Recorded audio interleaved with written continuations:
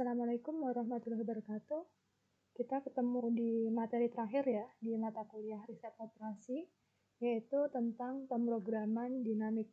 Di sini saya bagi dua, yaitu yang pertama adalah part 1, kemudian nanti ada part 2 untuk tatap muka berikutnya. Jadi part 1 di sini nanti akan ada 3 contoh kasus, kemudian ketika di part 2 akan saya sajikan 2 contoh kasus dari pemrograman dinamik ini sendiri.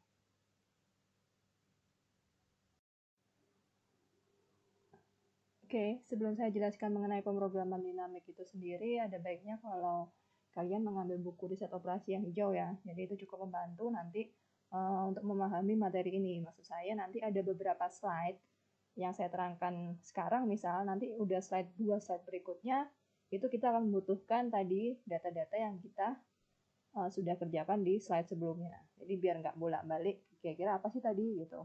Jadi mungkin dengan bantuan buku itu tadi, paling nggak bisa mencocokkan itu secara langsung. Oke, kita masuk ke pengertian dari pemrograman dinamik, yaitu suatu teknik matematis untuk pembuatan serangkaian keputusan yang saling berhubungan. Jadi nanti di sini ada rangkaian keputusan, jadi rangkaian keputusan, jadi lebih dari satu keputusan. Di sini nanti saling berhubungan, jadi keputusan satu dan keputusan lainnya saling berhubungan. DP, ini maksudnya DP ini adalah Dynamic Programming tadi, jadi disingkat DP. Menyediakan prosedur sistematis untuk menentukan kombinasi keputusan yang optimal. Jadi ada prosedur sistematis tadi. Kemudian di sini tidak memiliki formulasi matematik yang baku. Jadi tidak ada, nanti tipenya harus mengerjakannya adalah seperti ini, kayak kemarin-kemarin tuh. Jadi kok di sini satu permasalahan, teknik penyelesaiannya juga berbeda. Contoh ini penyelesaiannya juga berbeda. Contoh ini penyelesaiannya berbeda seperti itu.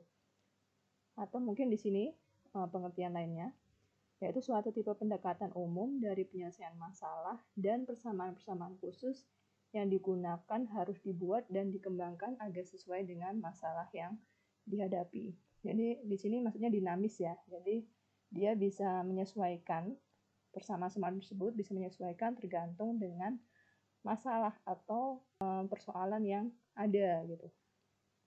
Di sini disebut juga sebagai pemrograman multitahap, jadi multi-stage programming. Tadi ada serangkaian keputusan, nanti pengambilan keputusannya adalah bertahap, kemudian nanti saling berhubungan. Jadi ini secara garis besar mengenai pemrograman dinamik. Oke, kita masuk di contoh yang pertama ya. Jadi nanti di part 1 ini ada 3 contoh. Kalau contoh yang pertama di sini adalah masalah perjalanan kereta. Atau biasanya diinggriskan adalah stagecoach problem. Jadi yang di WinKSP itu sudah ada menunya, yaitu si stagecoach problem. Di sini ceritanya adalah seorang pencari keberuntungan, Missouri, akan berangkat ke barat untuk bergabung dengan pencari emas di California. Jadi ini ceritanya pada abad ke-19. Petualangan itu harus menempuh perjalanan dengan menggunakan stagecoach. Ini yang tadi ya saya maksud. Stagecoach di sini adalah kereta. Jadi yang kereta yang biasanya ada atapnya itu ya. Kereta kuda di situ, ada kuda di depannya, pelana, kemudian membawa kayak kereta di belakangnya. Melalui negara sepi penduduk yang masih terdapat bahaya serangan oleh para perampok. Walaupun tempat awal dan tujuan adalah tetap, dia memiliki banyak pilihan tentang state, atau di sini adalah daerah yang kemudian menjadi negara bagian. Jadi nanti kota awal dan tujuannya itu tetap, tapi di situ ada banyak pilihan. Kira-kira lewat jalan mana saja yang menguntungkan atau di sini menguntungkan bagi dia untuk dapat nyampe di tempat tujuan di situ.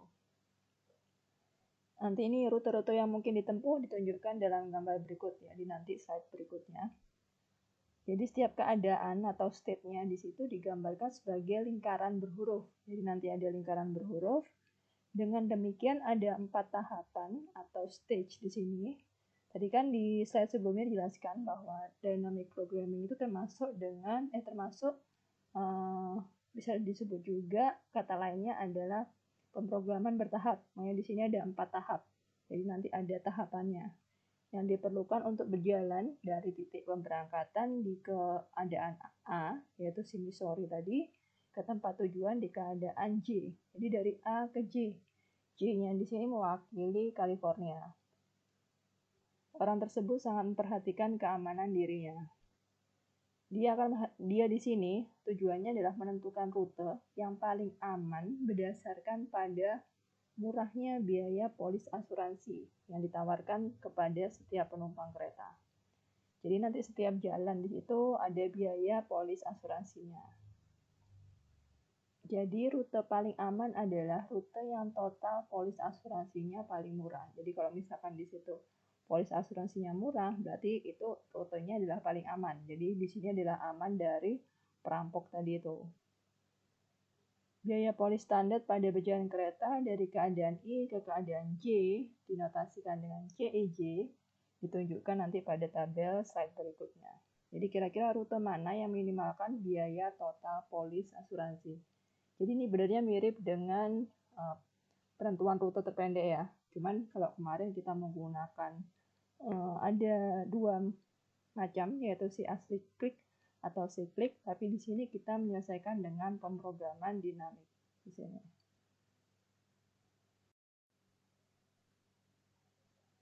Jadi ini gambarnya ya. Jadi tadi diberikan pada gambar dan juga tabel. Jadi gambarnya adalah ini. Tadi adalah kota awalnya, A-nya, kemudian J-nya di sini adalah kota tujuan. Jadi kita harus berangkat dari kota A ke kota J. Kemudian tadi sebutin ada 4 tahapan. Maksudnya 4 tahapan itu adalah ini. Jadi A di sini ke B, C, D di sini disebut sebagai tahapan pertama. Kemudian kita punya B, C, D, kemudian ke E, F, G. Ini disebut sebagai tahapan yang kedua. Otomatis kalau ini E, F, G, kemudian diteruskan ke H dan I, ini disebut sebagai tahapan ketiga. Kemudian H, I, kemudian ke J di sini, ini adalah tahapan yang keempat. Jadi ada 4 tahapan. Ini adalah tahapan yang pertama, ini tahapan yang kedua, ini tahapan yang ketiga, ini tahapan yang keempat. Atau kalau misalkan mau dibikin garis putus-putus ya ini yang ini sampai sini, ini adalah pertama, ini dan ini adalah kedua, dari sini ke sini adalah ketiga, dari sini ke sini adalah keempat. Kemudian tadi biaya polis asuransinya diberikan pada tabel ya, ini tabelnya. Ini bacanya berarti ya polis asuransi dari A ke B di sini adalah 2. Ini 2. A ke C 4, A ke D 3, kemudian B ke E 7, B ke F 4, B ke G 6 dan seterusnya. Jadi kalau dilihat di sini matriksnya tidak simetris ya. Jadi di sini berlaku bahwa A itu adalah ke B, jadi satu panah. Cuman di sini biasanya kalau di Stagecoach ini memang tidak diberikan panahnya, tapi di sini memang hanya berlaku satu arah aja, A ke B aja, A ke C saja di sini. Jadi nilai 2 di sini adalah dari A ke B, tapi tidak berlaku sebaliknya. Kemudian yang A ke C itu adalah 4, dan seterusnya. Jadi kalau kita misalkan punya data seperti ini, kira-kira nanti rute terpendeknya seperti apa?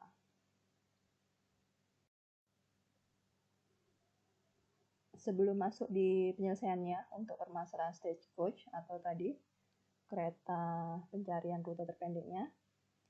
Jadi di sini jika terdapat n tahap atau tadi adalah 4 tahap ya, tadi contohnya tadi. Kalau di sini misalkan ada n tahap dan persamaan untuk setiap tahap adalah F1, F2 sampai Fn. Jadi ini adalah persamaannya, ada F1, F2 sampai Fn. Dan jika penyelesaian optimal untuk F1 sampai Fn ini adalah R1 sampai Rn.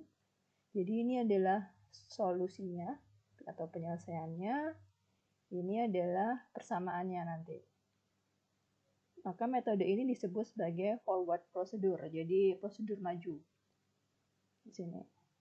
Sekarang bedanya dengan yang kedua, jika terdapat n tahap jadi sama, dan persamaan untuk setiap tahap adalah Fn ke kemudian Fn-1, kemudian berakhir di F1, maka metode ini disebut sebagai prosedur mundur atau backward procedure.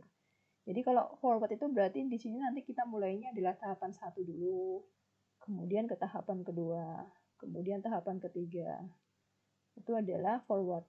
Ini kalau backward berarti kalau misalkan ada 4 tahapan, mulai dari 4 dulu, kemudian 3, kemudian 2, kemudian 1, itu disebut sebagai tahapan mundur atau backward.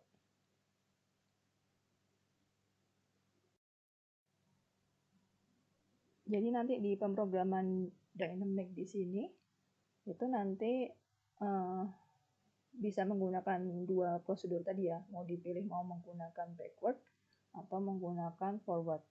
Oke, kalau untuk permasalahan di stagecoach tadi ini adalah menggunakan prosedur mundur, yaitu adalah backward prosedur. Jadi di sini misalkan xn itu adalah tujuan sekarang pada tahap ke n. Ini kita permisalannya ya. Jadi misalkan kan ada 4 tahap, di n-nya di sini adalah 1, 2, 3 sampai 4. Xn adalah tujuan sekarang pada tahap ke n. Kemudian ini Fn atau dalam kurung di sini S, xn. Jadi ini adalah tujuan sekarang pada tahap ke n. Di sini adalah total biaya seluruh untuk tahap berikutnya. Jadi ini keseluruhan total biaya atau di sini biasanya disebut sebagai fungsi tujuannya, ini maksudnya. Jika dianggap berada pada keadaan S atau keadaan saat ini atau state S dan memilih xn sebagai tujuan yang sekarang. Di sini xn adalah sebagai tujuan sekarang. Kemudian nanti ada fn star dalam kurung S di sini. Jadi kalau misalkan tadi ini fn, di sini ada fn star. Ini adalah nilai minimum dari tadi fn-nya tadi. Jadi nanti di sini kita punya fn dari S, misalkan adalah x1, x2, x3, x4. Jadi ini punya f1, f2, f3, f4. Dan nanti nilai minimumnya itu disebut sebagai f star ini. Ini merupakan minimum dari ini tadi, atau itu sama dengan fn s, xn star. Jadi adalah x atau tujuan yang sekarang yang membuat nilai fungsi tujuannya adalah minimum. Kemudian dengan ini fn di sini adalah biaya sekarang ditambah dengan biaya pada tahapan yang mendatang. Jadi biaya saat ini atau kondisi saat ini ditambah dengan biaya minimum di saat yang akan datang di sini atau tahap n+1. Atau di sini cost-nya ini adalah biaya sekarang atau C xn kemudian ditambah dengan f star-nya. Jadi biaya minimum n+1 untuk yang xn. Oke, kita mulai dari backward ya tadi. Kalau backward berarti mulai dari tahapan paling akhir atau dari mundur. Jadi kita punya 4 tahapan tadi. Ini saya kecilkan ya gambarnya. Jadi ada 4 tahapan. Ini tahapan 1, ini tahapan kedua, ini tahapan ketiga, ini tahapan keempat. Berarti kita mulainya dari belakang. Berarti ini adalah kita mulai dari tahapan keempat dulu. Jadi tahap 4 di sini kita akan menyelesaikannya menggunakan tabel ini ya untuk mempermudah. Jadi kita buat tabelnya. Di sini S ini adalah state-nya tadi, keadaan sekarang. Di sini, kemudian di sini kolom berikutnya adalah F star. F star di sini berarti adalah yang paling minimum. Di sini ada angka 4, ini maksudnya karena tahapan ke-4. Kemudian di sini ada X4 star, berarti node atau di situ adalah solusi yang membuat dia fungsi tujuannya adalah minimum pada tahapan ke-4. Jadi misalkan ini, jadi tadi kita punya S ya, S itu adalah keadaan sekarang, jadi state-nya sekarang di sini adalah H dan I, kemudian tujuannya di sini adalah J. Otomatis H ke J di sini butuh biayanya adalah 3 di sini. Kemudian I ke J di sini biayanya adalah 4. Ini adalah disebut sebagai minimum karena tidak ada pembandingnya. Jadi H ke J di sini yang terhubung dengan J itu ya hanya H saja. Kemudian atau H di sini tuh hanya terhubung oleh J. I di sini terhubung juga hanya oleh J. Makanya di sini tidak ada pembanding, otomatis ini adalah minimumnya dari H, ini adalah minimumnya dari I. Otomatis X4 startnya di sini, atau di sini adalah tujuan atau node tujuannya yang membuat dia minimum itu adalah J di sini. J. Jadi 4 di sini dari mana? Ketika I dihubungkan dengan J, otomatis di sini J. Jadi 3 di sini dari mana? Ketika H dihubungkan dengan J. Ini tahapan 4. Oke, kemudian kita masuk ke tahap 3. Berarti kita fokusnya di sini sekarang. Tahap 3. Berarti kita punya S-nya. S di sini, state yang sekarang. Ini berarti kita punya node-nya adalah E, F, dan G. E, F, dan G. Jadi sama seperti tadi. Kalau ini kan berarti tahapan 4, state-nya sekarang adalah H dan I. Kalau di tahapan 3 berarti ya E, F, dan G. Jadi kalau di tahapan 4 tadi memang tidak kelihatan, tapi sebenarnya prosesnya sama. Jadi ini lebih didetailkan. Jadi di sini tahapan 3 berarti kita punya X3. X3 di sini adalah tujuannya, node tujuannya dari tahapan 3. Node tujuan dari tahapan 3 atau X3 di sini berarti kita punya H dan I. Ini H dan I. Tuh. Jadi ini benarnya kalau mau dimasukkan satu kolom lagi tadi tahapan 4, itu berarti bisa dibikin. Berarti X3 di sini adalah J. Otomatis isinya di sini 3, di sini isinya 4. Baru ada kolom ini. Makanya muncul kolom ini.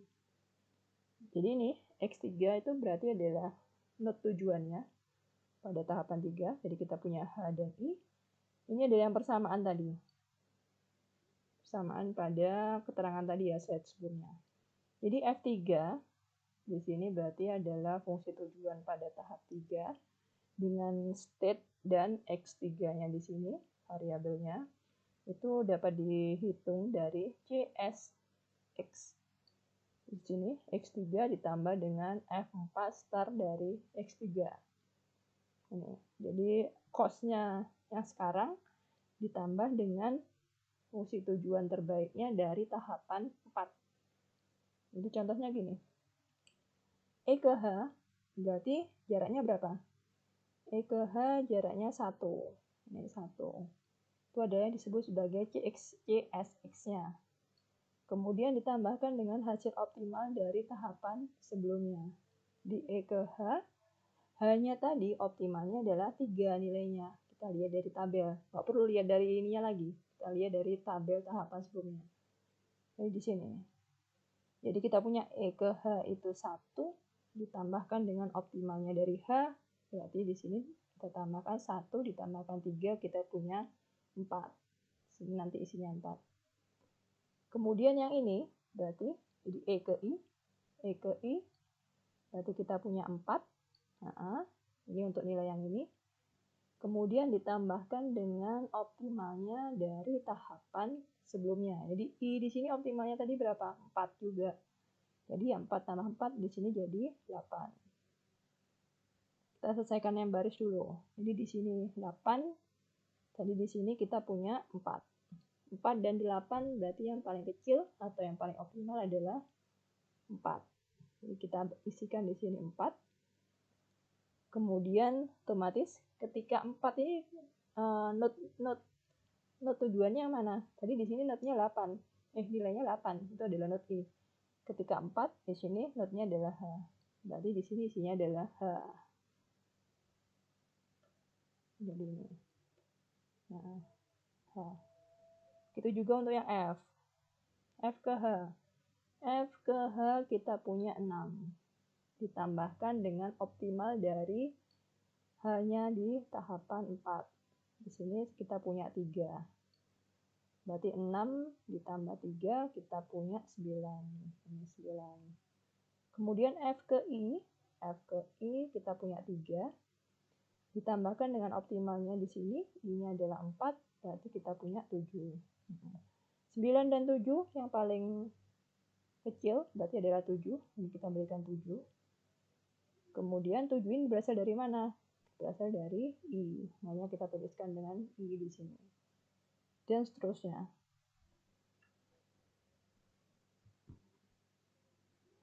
Ini tahapan 2, jadi caranya sama.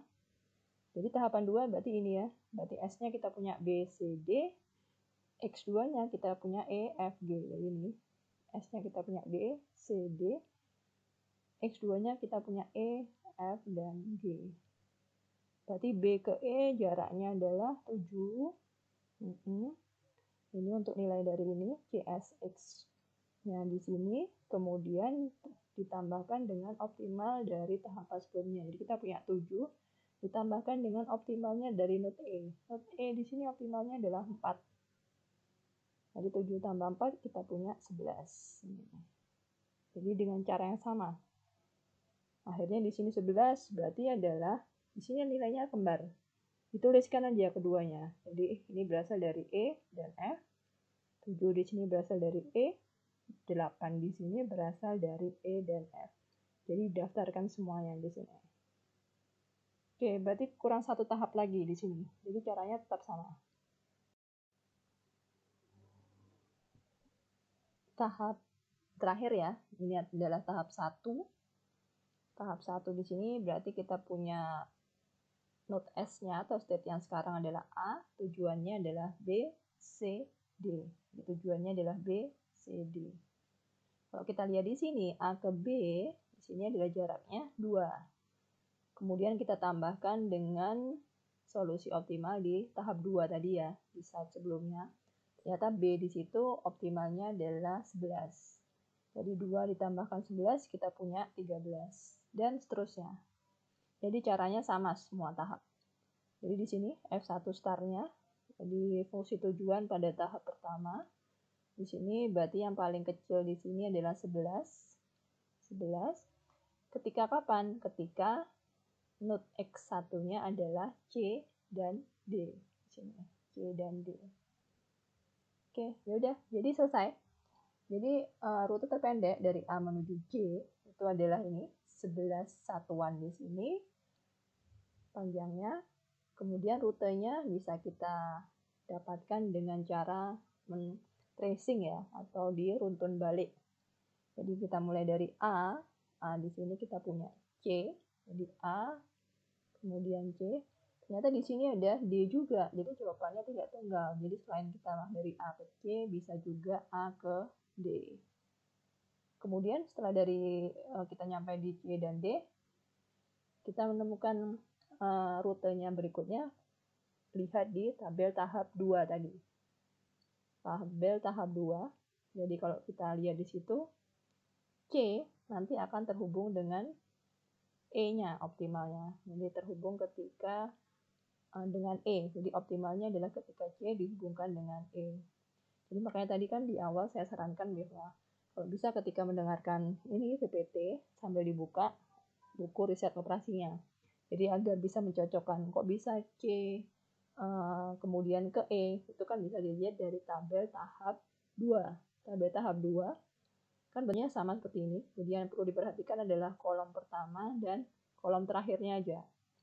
Sama kayak ini tadi. A di sini berarti terhubung dengan C dan D. Atau di sini C atau D ya. Kemudian di tahap kedua dicek C atau D-nya terhubung dengan siapa, betul di terakhirnya. Jadi di sini C ternyata terhubung dengan E, kemudian D terhubung dengan E atau F. Jadi kalau dilihat di sini malah ada 3 solusi, tapi memberikan hasil yang sama, yaitu sebesar 11 satuan di sini. Jadi rutenya bisa lewat A, kemudian C, kemudian E, kemudian H, kemudian J. Ini 11. Atau A, kemudian D, kemudian E, kemudian H, kemudian J. Ini juga 11.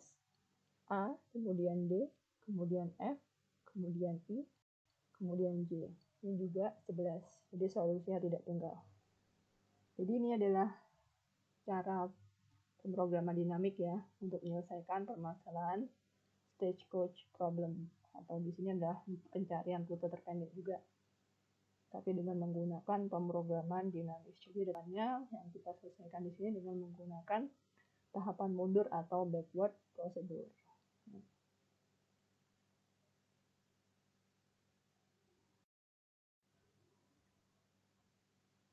Kemudian contoh yang kedua, masalah penanaman modal. Ini lumayan berbeda ya, benar-benar berbeda dengan permasalahan yang pertama tadi. Tapi di sisi prosedurnya dan kemudian adalah pengerjaannya mirip, hanya saja di sini permasalahannya sudah benar-benar baru lagi. Oke, jadi di sini misalkan ada modal sebesar $6.000. Jadi modalnya $6.000, kemudian ditanam dalam 3 macam usaha. Jadi rencananya $6.000 tadi mau ditanam ke 3 macam usaha, yaitu usaha U1, U2, dan U3. Masing-masing usaha hanya mau menerima modal dalam ribuan bulat. Hanya dalam ribuan bulat. Ini kata kuncinya. Maksudnya apa sih ribuan bulat? Maksudnya adalah 1.000, 2.000, 3.000, 4.000, 5.000, dan 6.000. Jadi dia hanya menerima dalam bentuk seperti itu. Tidak mau misalkan 1.200, 1.500, tidak mau. Jadi dalam bentuk ribuan bulat. Dan ada daftar penerimaan masing-masing seperti diperlihatkan pada tabel di bawah ini. Jadi ini modalnya tadi kan maksimal atau modal yang tersedia adalah 6.000.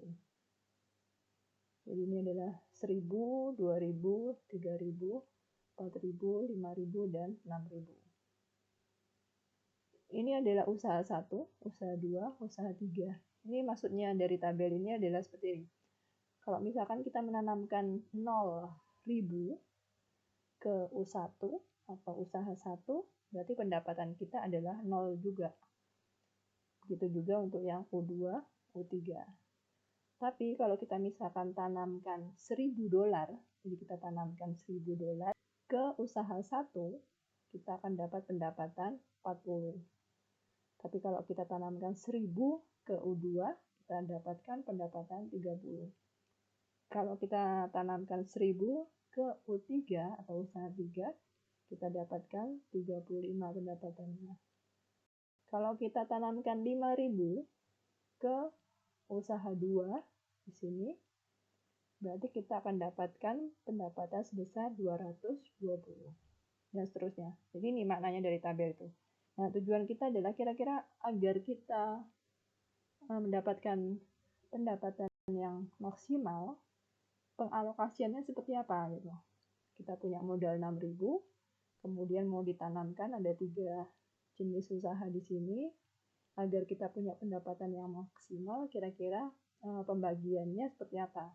Pengalokasian modalnya di sini.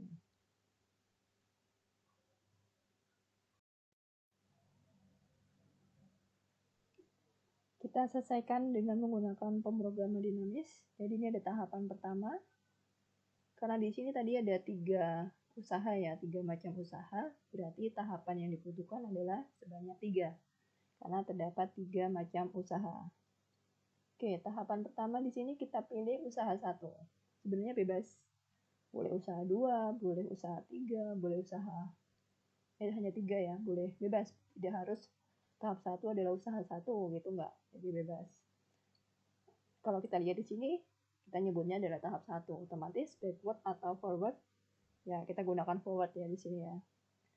Jadi forward, kemudian yang dipilih di sini adalah usaha 1. Oke, model S di sini adalah pendapatan dari U1 yang terbesar untuk masing-masing S mana ini tadi. Jadi sama, kita harus membuat tabel seperti ini, sama seperti yang tadi di Stagecoach. S ini berarti adalah state-nya ya, berarti state-nya. Jadi kita daftarkan kira-kira kemungkinan yang bisa kita tanamkan berapa. Gitu. Jadi kita punya 0, kita punya 1, kita punya 2, kita punya 3, 4, 5, dan 6. Kenapa nggak ada angka 7? Ya, karena modal kita hanya 6.000. Kenapa nggak ada angka 1,5? Karena tadi permintaannya adalah bulat, gitu. Ribuan bulat. Jadi di sini state-nya adalah, atau kemungkinan yang bisa kita tanamkan adalah kalau nggak 0, 1, 2, sampai 6. Kemudian kita punya kolom di sini. Usaha 1, kita cek aja langsung di tabelnya tadi. Otomatis ini adalah pendapatan yang kita bisa dapatkan. Jadi maksudnya adalah ketika kita menanamkan 1.000, berarti pendapatan kita adalah 40. Bisa ke sini.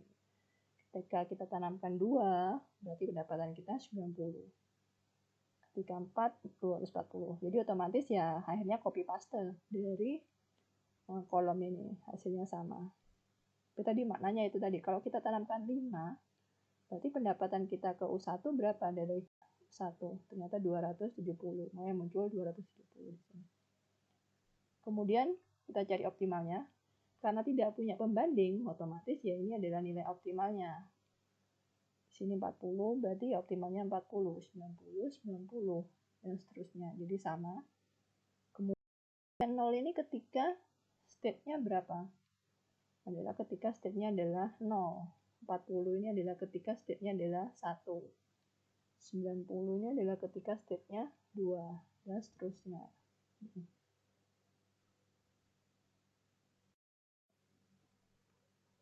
Oke, kita masuk ke tahap 2. Bentar. Jadi ini saya tuliskan tadi, di bawah ini adalah datanya tadi, kemudian ini adalah hasil dari tahap 1 tadi. Ini adalah hasilnya. Jadi seperti stage coach ya, jadi yang kita butuhkan ya hanya ini aja, ketika hasilnya optimalnya saja. Oke, sekarang tugas kita adalah mengisi elemen-elemen yang ada di sini. Jadi di tahap 2 di sini, tadi kita di tahap 1 kita pilih adalah usaha 1. Di tahap 2 di sini ditambahkan usaha 2. Jadi sekarang ada 2 usaha, yaitu usaha 1 dan usaha 2. Dan kenapa kok usaha 2? Kenapa nggak usaha 3? Bebas. Jadi tidak harus mau usaha 2. Jadi bebas sebenarnya. Oke. Sekarang kita isi. Jadi sama di sini.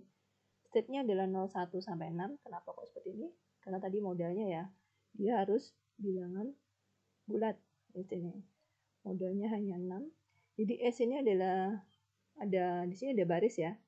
Dan di sini ada kolom. Kalau kita perhatikan kolomnya di sini juga 6. 0, 1, 2, 3 sampai 6.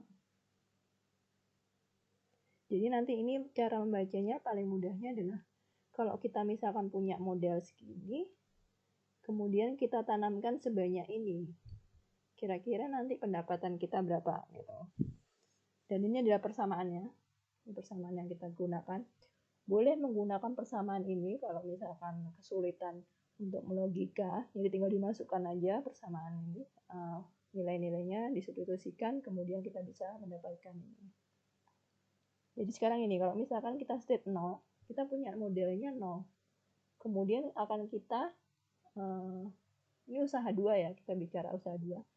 Jadi kita punya model 0, kita alokasikan sebesar 0 juga di usaha 2. Otomatis pendapatan kita berapa? Kita lihat di sini, kalau kita punya 0, kita alokasikan sebanyak 0 di sini, atau kita alokasikan sebanyak 0, pendapatan kita adalah 0. Otomatis di sini 0.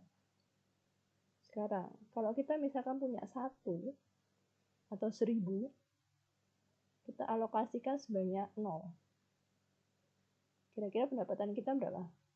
Jadi kita punya 1000, tapi faktanya kita alokasikan ke usaha 2 itu sebanyak 0.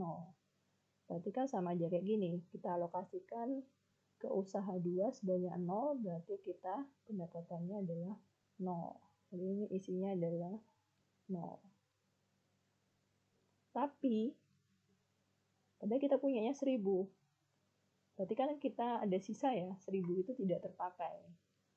Nah, daripada mubadir, bisa kita lihat dari tahap 1. Kalau misalkan kita punya 1000, ini ternyata optimalnya adalah pendapatan kita adalah 40. Jadi 0 ditambah 40, kita punya di sini 40. Jadi ini isinya 40. Begitu juga untuk ini. Kita punya modal kita 2000 atau 2. Di sini kita alokasikan ke usaha 2 sebanyak 0. Jadi kita alokasikan 0 ke usaha 2, ternyata ya pendapatan kita 0. Berarti 2 tadi tidak kita pakai sama sekali. Daripada gitu kan kita alokasikan aja ke usaha 1. Berarti kita lihat tabel di sini. Kalau kita alokasikan 2 ke tahap 1, ternyata pendapatan kita adalah 90. Berarti ya 0 tadi ditambah dengan 90. Berarti di sini nanti isinya adalah 90. Dan seterusnya. Jadi ini adalah modal kita yang tersedia atau ya kita punyanya, tapi di kolomnya di sini adalah faktanya. Jadi kita alokasikan berapa ke usaha 2. Jadi ini adalah pengalokasian ke usaha 2. Sekarang gini, kalau kita misalkan punya 0, tapi kita alokasikan 1 atau 1000 ke usaha 2, nilainya berapa?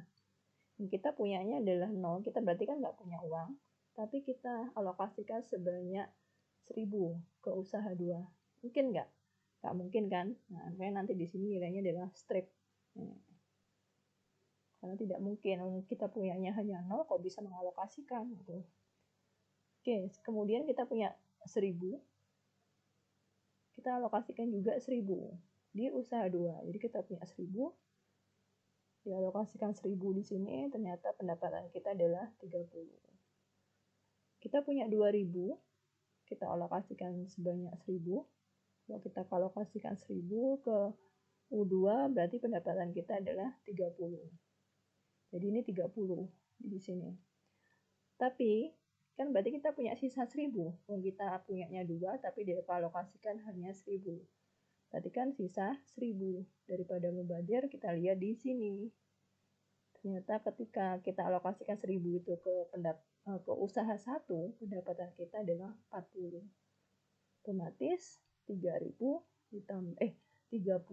ditambah 40 jadinya adalah 70. Begitu juga untuk yang seterusnya di sini. Jadi yang strip ini karena kondisi tidak mungkin kayak ini. Kalau kita misalkan hanya punya uang 3000, tapi mau dialokasikan sebanyak 4000, kan ya pasti tidak mungkin. Oke. Jadi kita punya ini kolomnya, isiannya. Sekarang tinggal dicari optimalnya. Baris ini berarti optimalnya berapa? Maksudnya optimal karena kita tadi apa? Memaksimalkan pendapatan. Kalau kita bandingkan di sini, yang paling maksimal 0. Kalau baris kedua, yang paling maksimal berarti 40. Ini berarti 90, ini berarti 155, 240, 270-nya ada 2. Kemudian kalau di sini berarti 305. Ini optimalnya atau maksimalnya. Terus didaftarkan 40 di sini ketika state-nya adalah atau X2-nya di sini adalah 0. 90 di sini ketika 0. 155 ketika 0. 270 ketika 1. Dan 0 ya. Di sini 1 dan 0. Kemudian 305 ketika 2. Oke. Jadi seperti itu.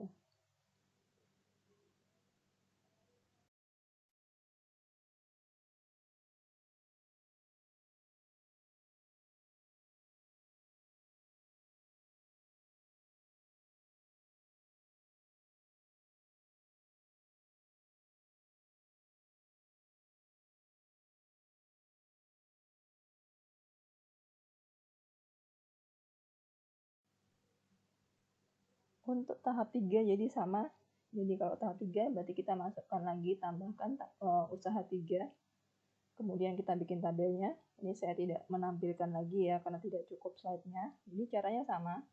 Jika ini misalkan kita punya 1, tapi kita akan alokasikan adalah 0. Berarti kan pendapatan kita adalah 0. Tapi kita masih punya sisa 1. 1 itu kita cek dari tahap 2. Di sini. Nanti kita dapat nilai 40. Jadi adalah pendapatan di usaha 3 ditambahkan dengan ini pendapatan di usaha 3. Kalau kita baca rumusnya, pendapatan di usaha 3 ditambahkan dengan optimalnya di tahapan 2. Tapi optimal dari selisihnya. Selisih ketika kita sudah mengalokasikan di usaha 3. Ketika ini. Kita punya 5, tapi kita alokasikan ke usaha 3 adalah 3. Berarti kan sisanya adalah 2. Jadi ini adalah F2 star 2. Dan seterusnya. Jadi kita punya X3 starnya adalah seperti ini.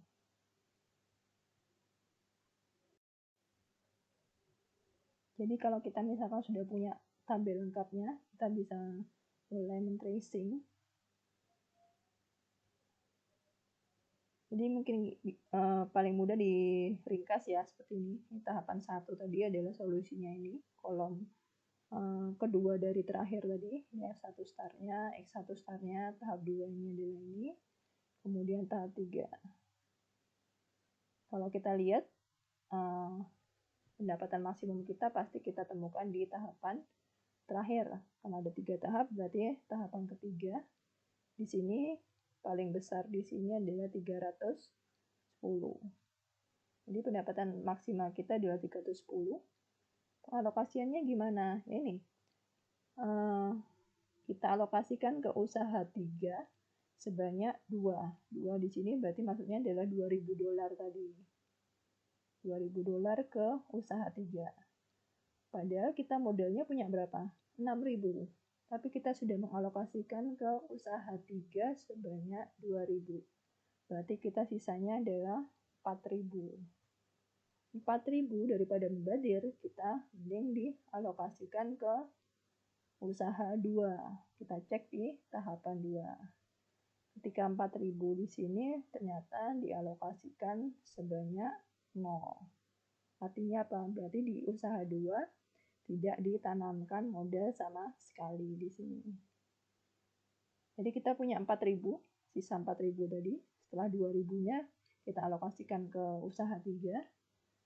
Di sini ternyata tidak ditanamkan, berarti tetap kita masih punya 4.000. Berarti ya kita trace ke usaha 1. Ketika kita alokasikan 4 di sini, ternyata ya 4 itu mending dialokasikan ke usaha 1 di sini. Nah, jadi hasilnya. Jadi usaha 1 dialokasikan sebanyak 4.000, usaha 2 sebanyak $0, kemudian usaha 3-nya sebanyak 2.000. Jadi pas kita sudah menanamkan $6.000 kita ke usaha tersebut. Jadi 402 dengan biayanya adalah ini. Oke, jadi ini adalah contoh untuk kasus penanaman modal ya. Cukup sebenarnya sederhana, cuman karena yang tadi keterbatasan kita harus saya harus menjelaskan dalam bentuk seperti ini dan kalian harus memahami dalam bentuk seperti ini juga. Biasanya kan kita bisa tanya jawab, kemudian coret-coret di papan. Jadi ini benar-benar keterbatasan ya. Oke, jadi ini adalah penyelesaian menggunakan dynamic programming untuk permasalahan penanaman modal.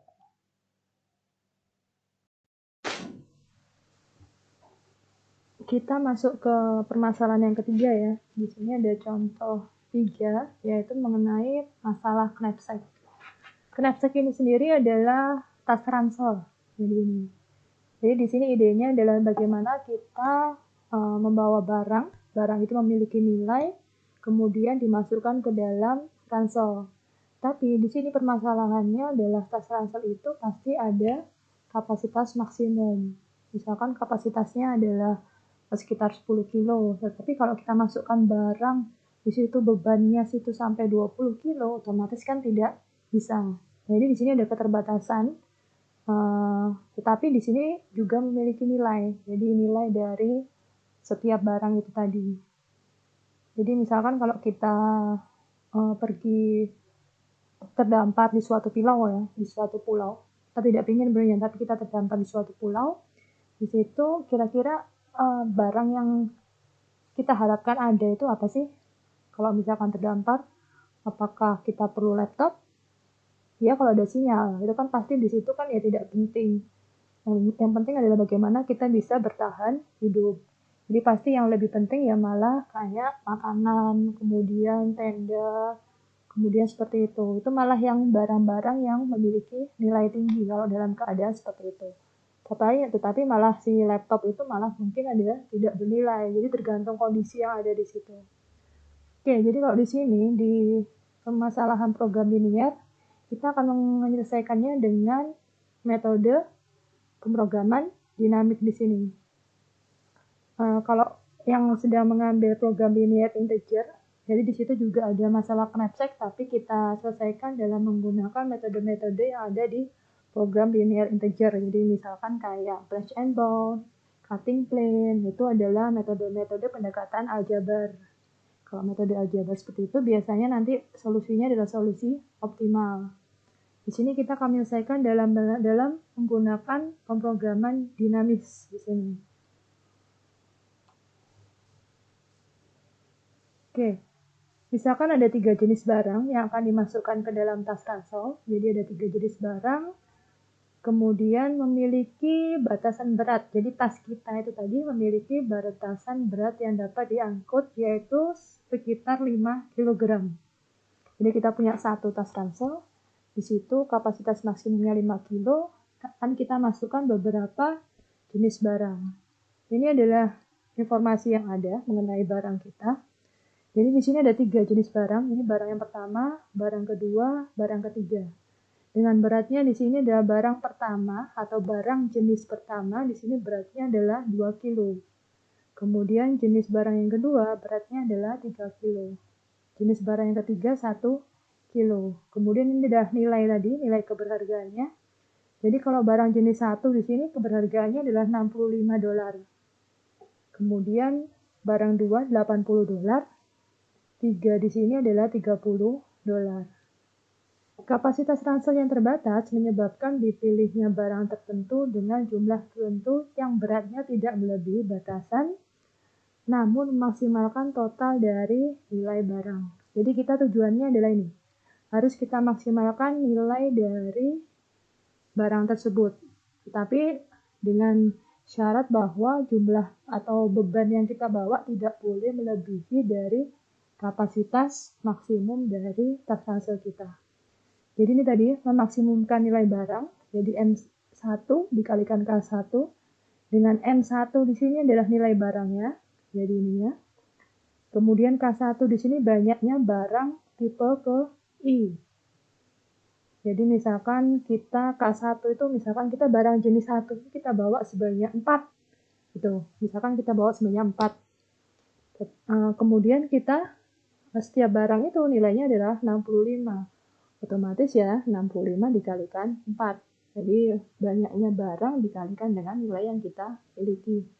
Itu juga untuk ini, jadi sampai 3 ya, karena di sini jenis barangnya ada 3. Kemudian syaratnya di sini tadi bahwa total beban yang kita bawa tidak boleh melebihi kapasitas maksimum. Jadi W besar di sini adalah batasan berat, jadi di sini 5 kg.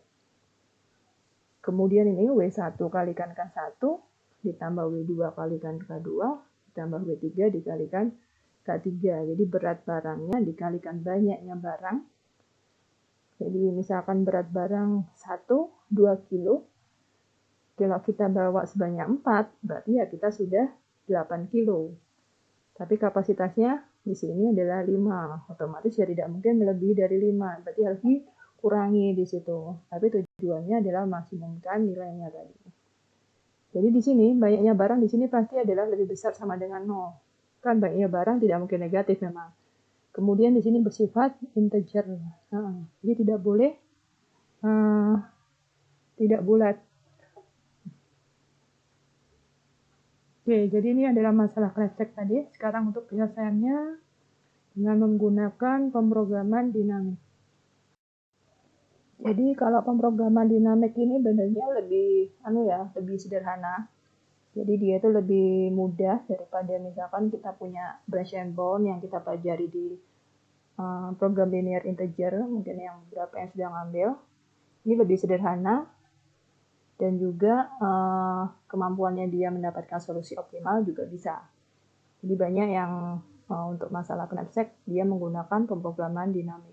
Jadi kalau dibandingkan dengan branch and bound yang begitu rumit, ini lebih disukai gitu. Tapi kadang beberapa ada yang memilih untuk branch and bound karena pendekatannya di situ ya lebih teliti. Dia kan menggunakan pendekatan aljabar. Jadi kalau branch and bound kemampuannya juga bagus untuk menemukan solusi optimalnya. Tapi nanti ketika kita bicara data besar, datanya adalah kalau ini tadi kan hanya 3 tipe barang. Kalau misalkan datanya di situ semakin besar, biasanya ya lumayan memakan waktu yang lama. Jadi kurang efisien jika kita menggunakan branch and bound atau dengan menggunakan pemrograman dinamik. Makanya biasanya akhirnya menggunakan pendekatan metode heuristik di situ. Oke, sekarang penyelesaiannya. Jadi tahap ke I di sini adalah barang I. Dengan W besar di sini, W besar tadi apa? Berarti kan kapasitas maksimumnya. Jadi kita punya 5 ton di sini, kemudian dibagi dengan WI. WI-nya adalah beratnya dari barang ke I. Ini adalah integer, ini ya, integer berarti harus bilangan bulat, terbesar yang lebih kecil atau sama dengan W per WI. Jadi integer terbesar yang lebih kecil atau sama dengan W per WI di sini. Kemudian nanti ini akan menunjukkan bahwa itu adalah banyaknya barang I yang mampu diangkut. Kemudian kita kerjakan dengan menggunakan forward procedure. Jadi tahapannya dimulai dari tahapan 1 dulu. Oke, jadi ini karena forward procedure berarti ya tahap 1. Kemudian ini barang 1, sama seperti yang penanaman modal, sebenarnya tidak harus barang 1. Boleh barang 2 dulu, boleh barang 3, itu bebas. Oke, di sini kita pilih barang 1 dulu. Barang 1 ternyata di sini beratnya adalah 2 kilo. Tadi W besarnya adalah 5 kilo. Jadi kita hitung ini dulu, W per WI, atau kita sebut sebagai K1. Jadi ini banyaknya barang yang bisa kita bawa. Kalau misalkan bebannya di sini 2 kilo, tapi kapasitas maksimum kita adalah 5 kilo. Jadi tas ransel itu kapasitas maksimumnya 5 kilo. Mau kita letakkan beban 2 kilo. Kira-kira banyaknya barang yang kita bawa, bisa kita bawa berapa? Berarti kan otomatis 2 ini. Kalau 3 kan berarti jadi 6 kilo. Berarti kan nggak mungkin. Yang paling besar ya 2. Tadi makanya integer terbesar tetapi tidak boleh lebih dari W per WI. Jadi di sini. Oke. Kemudian kita bikin tabel ya. Sama seperti biasanya di pemrograman dinamis. Di sini berarti kita punya estate-nya sekarang berarti 0 kilo, 1 kilo, 2 kilo, 3 kilo, 4 kilo, dan 5 kilo di sini. Kemudian di sini banyaknya barang yang bisa kita bawa. Di sini kita punya K1-nya adalah 0, K1-nya sama dengan 1, K1-nya sama dengan 2. Asalnya dari mana? Dari ini tadi. Kita punya K1 atau maksimumnya adalah 2. Berarti ya yang paling besar 2. Bisa juga kita bawa 1, kan suka-suka kita. Mungkin aja nanti optimalnya di situ. Jadi misalkan kita bawa sebanyak 1 barang, kemudian kita bawa atau di sini tidak bawa sama sekali barang ke 1. Ini berarti adalah baris berikutnya adalah ini untuk mempermudah ya. Jadi kita tuliskan adalah perkalian nilainya dengan variabel atau banyaknya barang yang kita bawa. Jadi nilainya dikalikan dengan K1, ada dikalikan dengan 0. Nilainya tadi, nilainya di sini, nilainya barang 1 itu 65. Jadi ini maksudnya adalah 65 nanti dikalikan dengan 0. Kemudian 65 dikalikan dengan 1. Kayaknya sama dengan 65. 65 dikalikan dengan 2. Ya sama dengan 130. Kemudian sama dua kolom berikutnya adalah hasil optimalnya dari setiap baris. Oke, kita coba kerjakan. Jadi di sini ini adalah misalkan si kapasitas kita ya, atau kapasitas tas ransel. Jadi kan adalah 5 kilo, 4 kilo, 3 kilo, 2 kilo, dan 1 kilo, dan 2 kilo. Ini adalah kita cara logikanya boleh menggunakan rumus tadi atau dengan gini. Kita misalkan kapasitas ransel kita adalah 0 kilo. Kita putuskan untuk membawa 0 atau tidak membawa sama sekali. Berarti nilai kita berapa? Ya berarti 0. Kita punya kapasitas 1 kilo tas ransel kita, tapi kita memutuskan untuk tidak membawa sama sekali ya. Tetap nilai kita adalah 0. Dan berikutnya sama, kita punya kapasitasnya adalah 5 kilo tas kita, tapi kita nggak bawa apa-apa, otomatis kan kita juga tidak memiliki nilai tadi. Otomatis di sini nilainya juga 0. Jadi semuanya 0 di sini. Sekarang kolom berikutnya, kita kapasitasnya adalah 0. Tapi kita putuskan untuk membawa barang 1 sebanyak 1. Padahal barang 1 di sini beratnya adalah 2. Mungkin nggak? Nggak mungkin, karena kapasitasnya adalah 0. Jadi ini pasti nanti hasilnya adalah strip. Kemudian ini, kita punya 1 kilo. Lalu kita putuskan, kita bawa sebanyak 1 unit atau 1 barang gitu. 1 unit ya hitungannya di sini. 1 unit aja yang kita bawa. Padahal di barang 1 di sini, per unitnya beratnya adalah 2. Jadi barang 1 per unitnya adalah 2. Otomatis dengan membawa 1 unit, berarti beban kita adalah 2. Padahal kapasitasnya hanya 1. Mungkin nggak? Nggak mungkin juga, berarti di sini straight. Sekarang yang berikutnya, di sini kita punya kapasitas 2. Kemudian barang 1 kita bawa sebanyak 1. Barang 1 beratnya adalah 2 juga, 2 kilo. Kita punya kapasitas 2 kilo, mau dimasukkan 2 kilo. Berarti kan boleh atau bisa di sini. Otomatis di sini nilai keberhargaan kita adalah 65. Kemudian kita punya kapasitas 3, kita bawa 1 ya sama, berarti kan bisa kan masuk. Otomatis di sini nilainya adalah 65, 65, 65. Ini karena tadi tidak mungkin tadi. Kemudian berikutnya juga, berarti ini otomatis kita punya kapasitas 0, kita bawa sebanyak 2 unit, pasti kan tidak mungkin. Di sini juga tidak mungkin. Di sini tidak mungkin. Kalau di sini kita punya kapasitas 3 kilo, bawa sebanyak 2, berarti kan 2 kali 2. Berarti kan beban kita 4, kapasitas kita 3. Berarti kan masih tidak mungkin. Berarti akan muncul nilainya di sini. Jadi ini. Otomatis optimalnya dari baris pertama di sini adalah 0. Ini 0. Di sini adalah 65. Kenapa 65? Karena fungsi tujuan kita adalah memaksimalkan. Di sini berarti 65, di sini 130, di sini 130. 130 ini didapat ketika K1-nya sama dengan 2. Berarti di sini 2. Terus itu ketika 2. Begini. Nah, jadi seperti ini. Jadi tidak jauh beda sama seperti penanaman modal. Tapi di sini agak lebih rumit karena harus kita kalikan dengan beratnya di sini. Jadi jangan sampai lupa.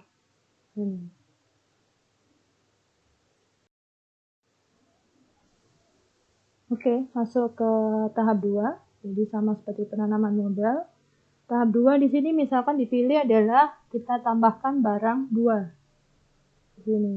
Barang 2 beratnya adalah 3 kilo. Berarti W besar per W2-nya di sini kalau misalkan kita kapasitasnya 5, kita masukkan beban sebanyak 3 kilo, otomatis yang bisa kita bawa adalah hanya 1 unit di sini. Otomatis K2-nya adalah sama dengan 0 dan K2-nya sama dengan 1 di sini. Boleh menggunakan rumus ini seperti biasa, tinggal disubstitusikan atau dengan menggunakan tadi logika tadi. Jadi ini adalah ketersediaan kapasitasnya, ini adalah jumlah barang yang atau banyaknya barang yang kita bawa, barang 2-nya. Oke.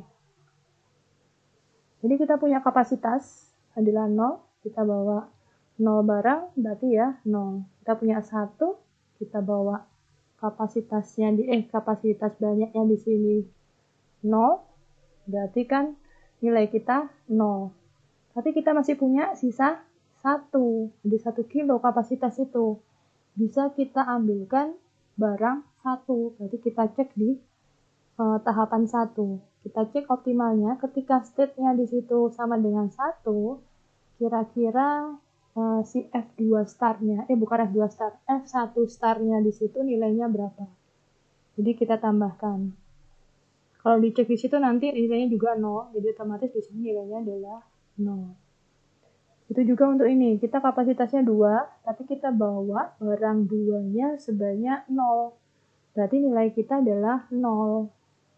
Tapi berarti kita punya kapasitas 2 kilo yang tidak terpakai. Daripada mubadir, 2 kilo itu kita gunakan untuk barang 1 saja. Berarti kita cek di tahap 1. Jadi kita cek di tahap 1, bagian state 2, F1 star-nya berapa. Di situ nanti ditemukan bahwa F1 startnya adalah senilai 65. Jadi 0 ditambahkan 65. Begitu juga seterusnya. Ini juga seperti itu. Jadi harus kita kalikan dulu nilai dari barang 2 dikalikan dengan banyaknya barang 2 yang kita bawa. Kemudian sisanya nanti kita kurangkan, jadi atau kita punya sisanya nanti kita ambilkan dari tahap 1 di sini yang optimalnya. Kita akan dapatkan seperti ini. Otomatis di sini jadi optimalnya 0, 0, 65, 80, 80, 100, 45. Ini adalah untuk yang kedua. Oke, tahap 3. Kalau kita lihat di sini, ini aja, ini benernya kalau mau dilengkapi ya ada 0, 1, 2, 3, 4, 5. Tapi untuk tahap terakhir itu, optimalnya itu selalu ditemukan di baris terakhir atau adalah state terakhirnya. Jadi baris terakhir. Makanya di sini hanya dimunculkan adalah di baris terakhir aja. Jadi kalau mau lengkap itu ya benernya ya nanti kalian mengerjakan soal model apapun, optimalnya untuk tahap terakhir itu ya ada di baris terakhir di sini. Makanya di sini ditampilkan adalah baris terakhir agar lebih cepat. Oke, di sini sama ya. Kita punya kapasitas 5. Barang 3-nya kita bawa sebanyak 0 di sini. Berarti barang 3 bebannya adalah 1 kilo. Berarti kan ya kita nggak bawa sama sekali. Berarti ya nilainya adalah 0. Kemudian daripada sisa di sini, kapasitasnya terbuang, kita lihat di tahap 2. Ketika tahap 2 di sini, ketika S-nya 5, ternyata optimalnya adalah 145. Jadi kita dapatkan di sini 0 ditambah 145. Nah, jadinya 145. Atau yang ini.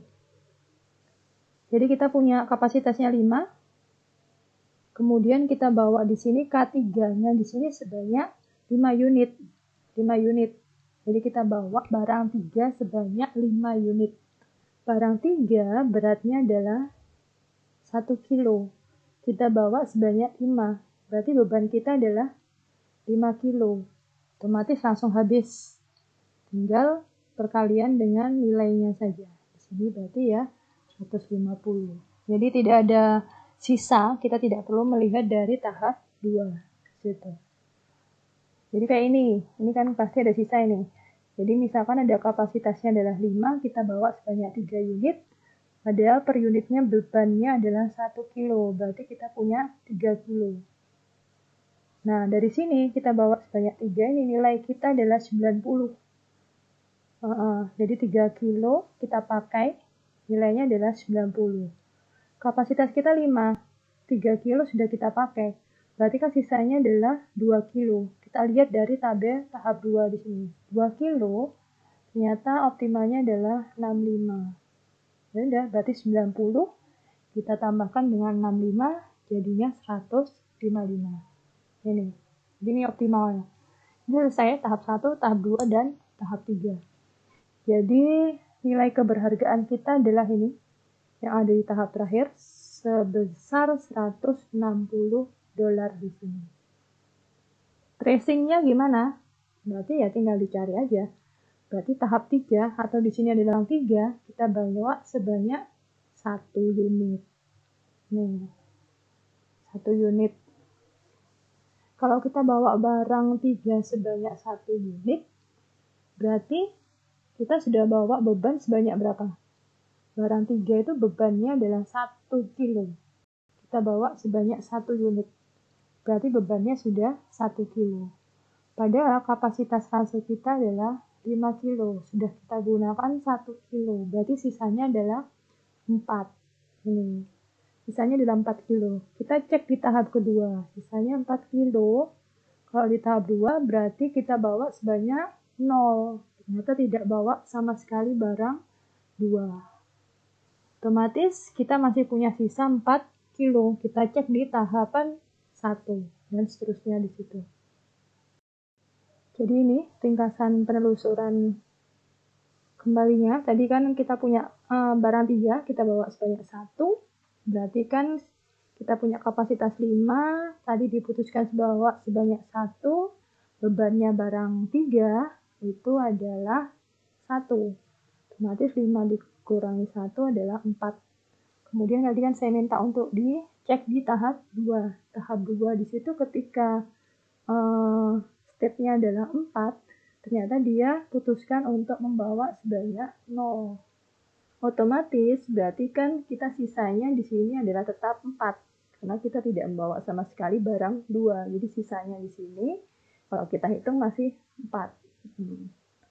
Kemudian kita cek di tahapan 1. Tahapan 1 ketika S-nya di sini sama dengan 4. Ternyata hasilnya adalah 2. Jadi 2, 0, 1. 2, 0, 1. Jadi barang 1 kita bawa sebanyak 2. Barang 2 kita bawa sebanyak 0. Barang 3 kita bawa sebanyak 1. Dengan F-nya adalah $160.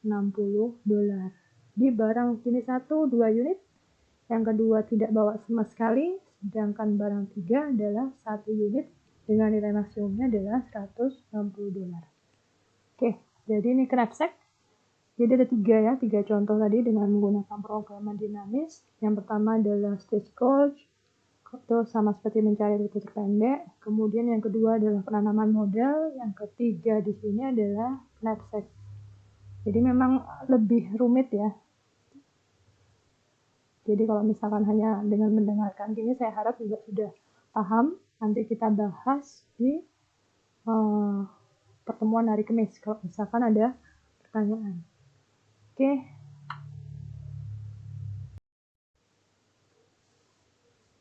Oke, saya kira cukup sekian untuk saat ini ya. Jadi minggu depan di part 2 ada 2 contoh lagi. Jadi 2 contoh yang berbeda kita kerjakan dengan menggunakan pemrograman dinamis juga.